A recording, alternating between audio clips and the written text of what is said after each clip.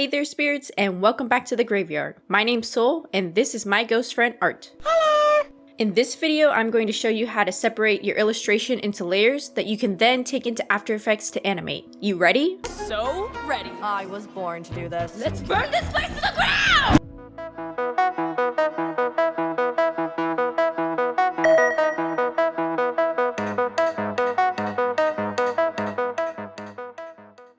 I'm going to preface this by saying I'm not a professional animator. I didn't go to school for it or get a degree in animation. But I do study the basics in my free time and do it for fun just to add life to my drawings sometimes. All about that hustle, am I right? So professional animators, don't come for me or my animation. Phew, now that that's out of the way, you can now learn from an amateur. Alright, troops, listen up. So the first thing you're going to want to do is make your illustration. You can sketch like you normally do, but when it comes to the final piece, make sure you slice the things you want to animate into different layers.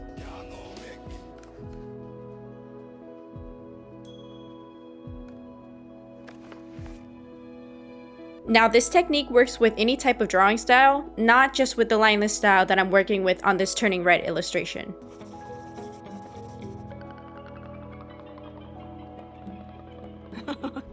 Here's an example of it working with another one of my styles, which is this manga type style illustration.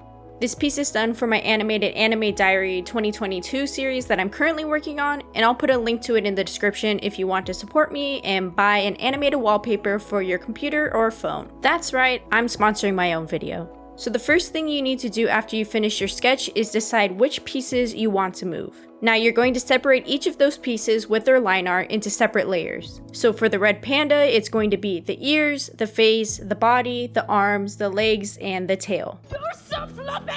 And for human Mei, it's going to be the back of her hair, her head, the glasses, the face, the body, the arms, the legs, and the skirt. Now when you're making these layers, you just need to make sure that you draw in the void, which is the empty space in between each body part, so that when you move it, you don't see the empty chunk that was left in that area. Whoa. Once you finish separating out all of your layers, it should look something like this. So cute. And if you want to pause the video here to see all of the layers separated, go ahead. I'm just gonna go take a break and let my brain rest. NANI?! Yes, I actually have this sitting on my desk. It wasn't just for the bit. Now in this next part, I'm going to be hand animating a poof cloud. This part isn't necessary for you to make a simple animation where you just have your character move. Stop moving like that! Is this bothering you? This is just something I need for what I'm trying to achieve in this illustration / animation because this is the way the character transforms in the movie. Over here off to the left side, you can see me using an app called VisRef. Now this app is a great resource for any artist that uses their iPad to make stuff. You can drag and drop images and GIFs into this basically endless mood board. And you can keep it over here with all your reference pictures in the iPad split screen mode. Now this app is perfect for animators who are trying to learn or use reference when they're animating. It has this great function for GIFs that you can pause, play, and go to the next frame of the animation and it will hold it there. Now it also has this feature where you can slide back and forth to get to a specific frame, and that's great if you want to skip around the animation. This is a super good feature if you want to go frame by frame and study how an animation is being animated. So for me, when I was looking at references of her turning into a panda, I was also grabbing references of animators who were also animating a poof. I was able to skip frame by frame to see exactly what the animation would look like and how the whole thing develops over a certain number of frames. So if you want to get this app, I'll put a link to it in the description. It costs $3.99, but it's worth every penny. By the way, I'm not sponsored or affiliated with them. I just love the app and use it with all of my art.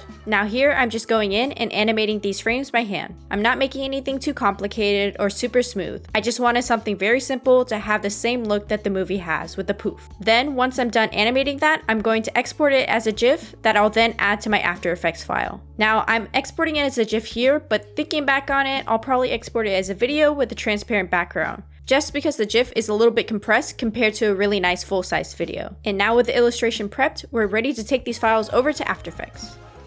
Alright, so first thing we're going to do is we're going to open up a new After Effects file. And what we're going to do is import our turning red make sure it's a Photoshop file that has layers, and make sure you leave it on editable styles, not merge styles into footage, because you don't want to merge the layers together. And it automatically makes a composition the same size as your canvas. And we're also going to import the GIF animation of the poof that we made earlier. So those two things. And we're gonna open up turning red composition, and my project had a couple different layers that we don't need. All of the folders in Procreate will turn into pre-comps like this, so you just double click to open them.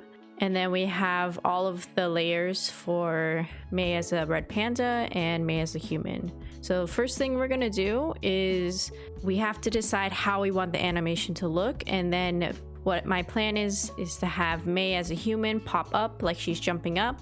Her arms and legs get spread out, so when she's jumping they're down, and when she comes up they spread up into this position. The poof comes in and she transforms into the red panda, and then the red panda falls out of frame. What we're going to do is half the time I'm going to have Mei as a human, and half the time is going to be as a red panda. So I'm going to move this red panda layer over here so it switches. The first thing we want to do, we want to animate Mei first. The nice thing about pre-compositions is you can move them around on their own, and all of the animation that you do in the pre-composition stays here. So what I plan to do is just move her into the center, make sure these two are lined up on top of each other. What we're gonna do is just move this layer over just a little bit, line up her in the panda. So I'm just gonna move panda version of her into the center, have her kind of line up in the middle like she transformed into the panda.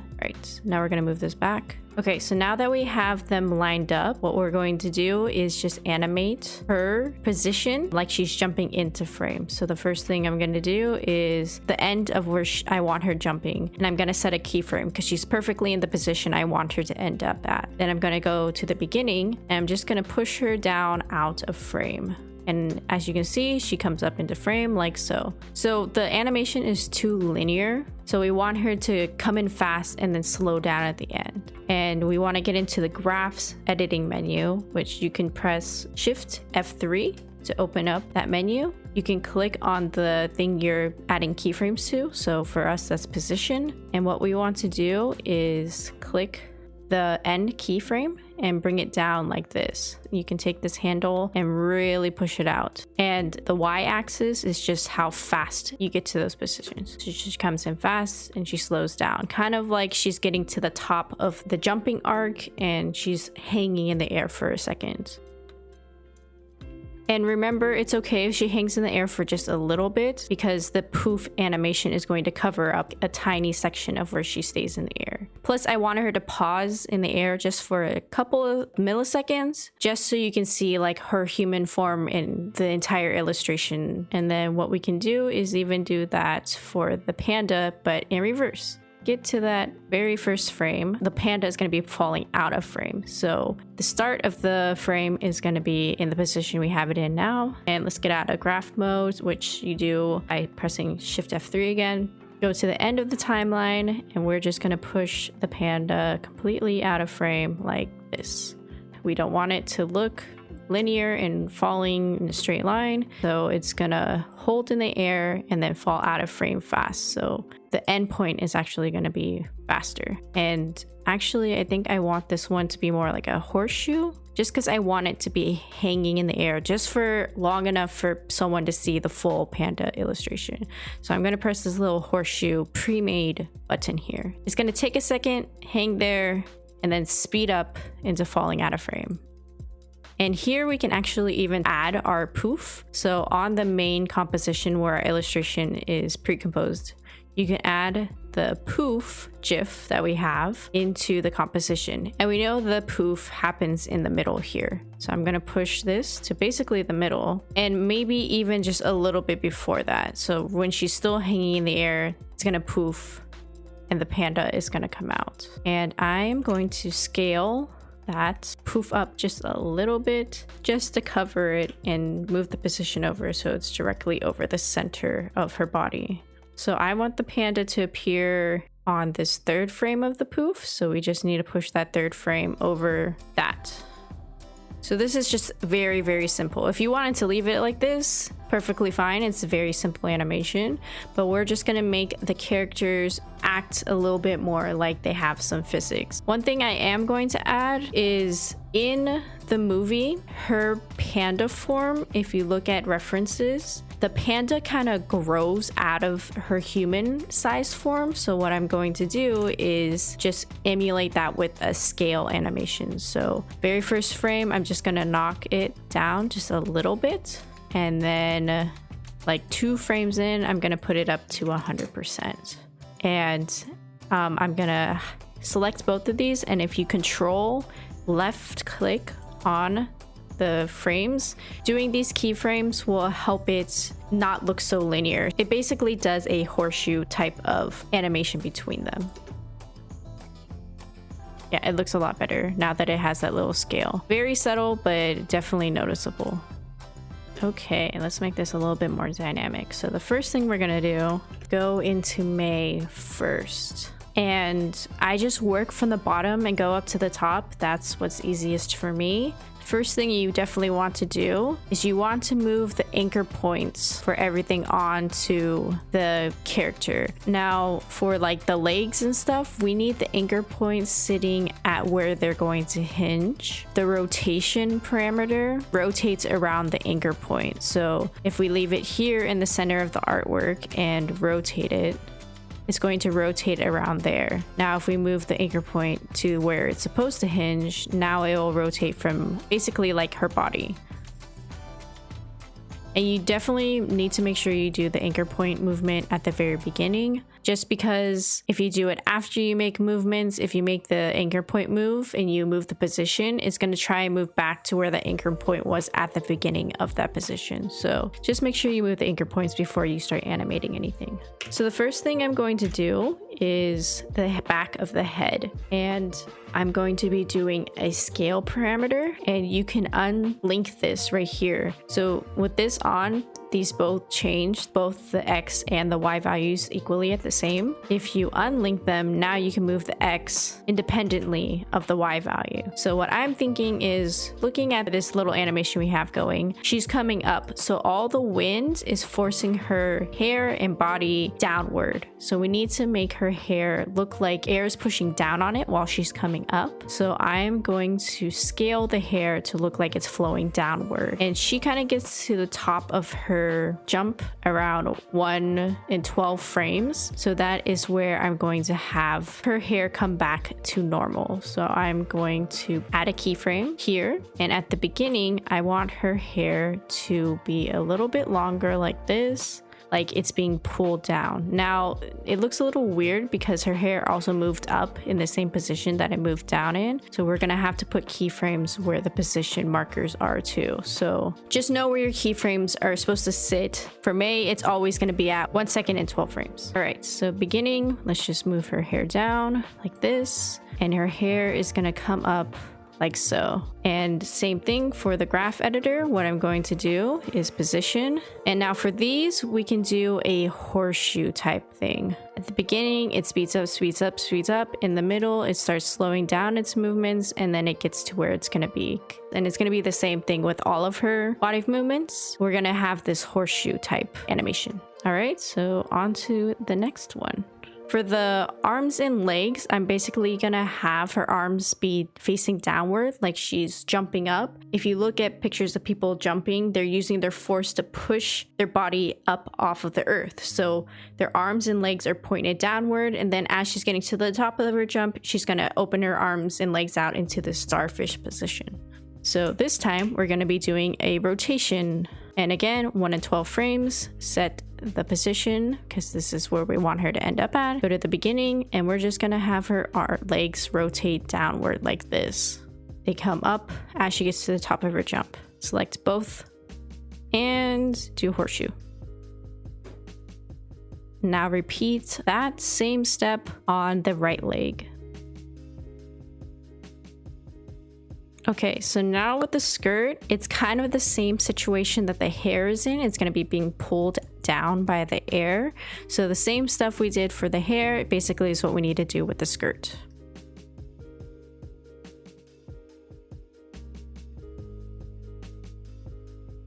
And the arms work the same way as the legs do. So I'm just going to repeat the right arm and the left arm the same as what I was doing with the legs in rotation. Since she is moving up, I don't think her body would be doing anything, so I'm just going to leave the body alone. Now, as you can see with the arms is a little bit different since I did have to move the position because the skirt kind of covers up all the raw edges here. But with the arm, I'm just going to be moving the position so it doesn't show any void, which is the space in between the two parts, like this little spot. I'm just going to cover it by her body. But it's still the same thing with the rotation, just moving it while it's rotating.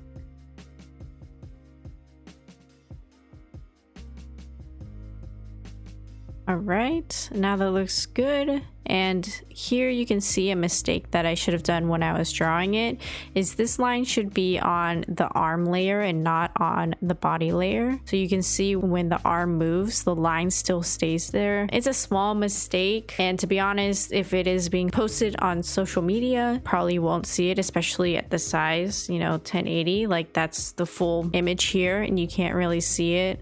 And see how much more dynamic it is. Like here's the panda completely still and here's Mei raising her arms up.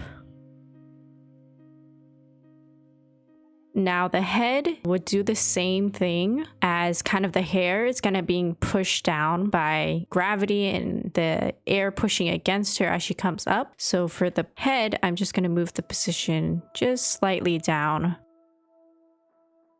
And what you can do is this thing is called the pick whip. Any layer that you pick whip to the head will also track with the head's position or anything you do with it. So if I do a rotation, if I do scaling, anything that is pick whipped to this parent head layer will do the exact same thing as it. So the face, we want it to do the same thing. Glasses, we also want it to be on the same area, and the back of the hair also needs to be connected to the head. All of those things are connected to the head, and same thing, position, just do the little horseshoe, and her head is just coming up. And see how the face now moves along with the head. Face, the glasses, and the hair all move along with the head, like it's attached to it. So the face doesn't need to be animated because we just connected to the head. The only thing with the glasses is I would say that same thing with air pushing on it. I would think her glasses would come down a little bit and then they'll come up as she gets to the top of her jump. And there we go, fully animated Mei. And this is what she looks like without the poof. And I almost want her arms and legs straight up and down a little bit longer until she reaches maybe halfway. So what I'll do here is I'm going to select all of these and press U. So U brings up all of the layers that have keyframes on them. So what we can do is we can actually select all of these keyframes at once because we want them to all move at the same time. And we're just going to shift them over because there's a lot of frames where she's still halfway or partway out of the frame at the bottom while she's coming up. That's looking a lot better. Cool. So now that Mei is done, close out that pre-comp and then we'll go into the panda. And it's the same thing as what we were doing with Mei, except that it's going to be falling down. So when it's falling down, since the air is pushing up on it as the red panda is falling, the legs and the limbs actually go up more than where they're at right now. So starting from the tail, we are just going to work with the rotation. And I almost forgot, but we need to move all of the anchors for all the layers to the respective spots we want them to rotate from. With the tail, would swing this way from the anchor point. I've always wanted a tail. It doesn't start falling until about 3 seconds, so about 12 frames in is when we would start the animation for it falling. So this can actually move to 12 frames in, and then the last frame will be at the 2 and 12 frames mark. So it will just get rotated up like this. And same thing, we just do the horseshoe animation on it. And then all of the body parts, like the legs and the arms, are done exactly the same way as what we did with the human Mei, except instead of starting from down and going up, it's starting from this starfish position and going up.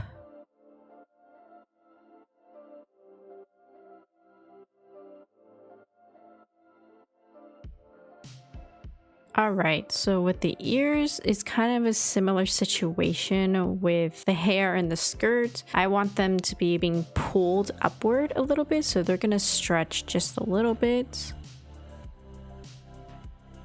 And here we have it. Legs, arms, the ears go up. The same thing with the head that we did with the other head. And this head has the face in the layer, so we actually don't need to touch those. We can just mess around with the position of the head. Same thing, instead of it being pushed down with the air, it's going to be being pulled up as the body falls. And since I want the ears to move with that, we are going to pick whip the ears and say that the head is the parent. Now that's all left to do is add your signature to the illustration. And set the blend mode. We can go down here to toggle switches / modes, and it lets me see the blend mode here. Set it to multiply, and here we have it, the full animation. Now this is done, we're going to export this as a video file, and then I'm going to take this into Photoshop to turn into a GIF that we can then post on social media. Now, some social medias don't let you upload GIFs as a file format, like Instagram. They only let you upload video files. So we're going to save it as a video file and also as a GIF. So what I'm going to do is export and send to media encoder. All right, so what we're going to do here is entire composition. You want to make sure you export your main composition and not any of the pre-comps. And I just like to save it as my favorite video settings. Make sure the size output is the same as your canvas size. I'm just going to do high bitrate, use maximum render, no audio, and entire composition, and you press OK and export it out. All right, in Photoshop, we're going to open our file, which is the MP4. Press open. Once you import it in, under timeline, you can see the full movie animation here. Now, we don't have to do anything in Photoshop except go in, export, and save for web legacy. Now, this is going to turn your movie into a GIF. All right, so it's rendered the movie as a GIF. Now you can come in and change the coloring to be more or less. It's going to make the file bigger or smaller depending on what you want to upload.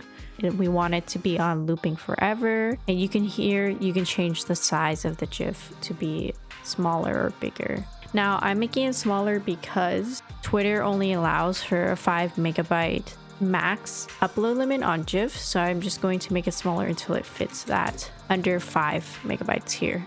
Once you're happy with the size of the file that you want, you just press save and save it to your computer, and there you go. You can upload it to social media. Give me 5. Yeah. Now, this is a super basic, non-hand-drawn After Effects type of animation. There are no smear frames, and it's all automated. You can achieve this super simple animated look if you just set up your layers when you're making your illustration, or cut up an illustration you already have into layers similar to this, with filling in some of the void of the pieces that are moving. Also, sorry if I sounded so low energy during the After Effects section. I actually recorded that a couple days earlier and found out that it didn't record any of the project window, so you couldn't see anything that I was doing. So I had to redo the animation another night, and it was really late and I was just a little exhausted. Now go out there, my spirits, and make beautiful animations. Take it, Mo! Take it! And if you ever end up making something using this tutorial, please tag me in any of my social medias so I can see it. It really makes my day knowing that my videos inspire others. And if you like the content that I make, please consider subscribing and sharing with your friends.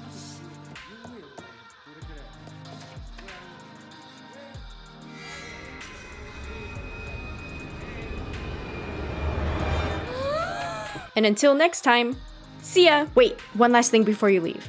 This boy looks like what Sam used to look like in high school, and as soon as I saw him, I said, "That was you," to Sam. She was a little emo girl. Girl. She was a little emo girl too, and that would have been me. Okay, that's the end for real. Later.